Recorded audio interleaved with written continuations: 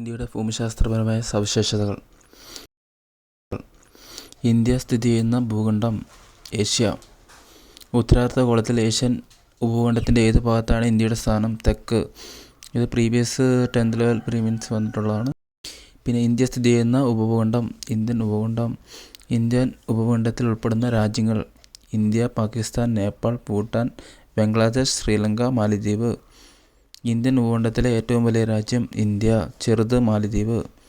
Indian ഉപഭൂഖണ്ഡത്തിൻ്റെ അതിർത്തികൾ: വടക്കേ അതിർത്തി ഹിമാലയം, വടക്ക് പടിഞ്ഞാറ് ഹിന്ദുക്കുഷ് സുലൈമാൻ നിരകൾ, വടക്ക് കിഴക്ക് പൂർവാഞ്ചൽ, തെക്ക് ഇന്ത്യൻ മഹാസമുദ്രം, തെക്ക് പടിഞ്ഞാറ് അറബിക്കടൽ, തെക്ക് കിഴക്ക് ബംഗാൾ ഉൾക്കടൽ. ഇന്ത്യൻ ഉപഭൂഖണ്ഡത്തിൻ്റെ പടിഞ്ഞാറ് ഭാഗത്ത് പ്രകൃതിയാൽ നിർമ്മിതരായ അതിർത്തി ഹിന്ദുക്കുഷ് പർവ്വതനിര.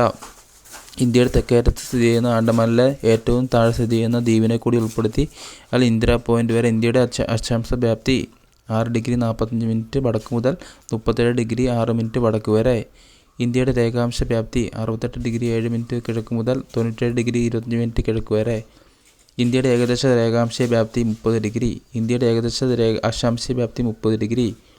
ഇന്ത്യയുടെ അക്ഷാംശ വ്യാപ്തി കന്യാകുമാരി വരെ 8°4' മുതൽ വടക്ക് മുതൽ 37°6' വടക്ക് വരെ. ഇന്ത്യൻ ഉപഭൂഖണ്ഡത്തിൻ്റെ വടക്കേ അറ്റവും തെക്കേ അറ്റവും തമ്മിൽ ഏകദേശം എത്ര ഡിഗ്രിയുടെ വ്യത്യാസമാണുള്ളത്? 30°.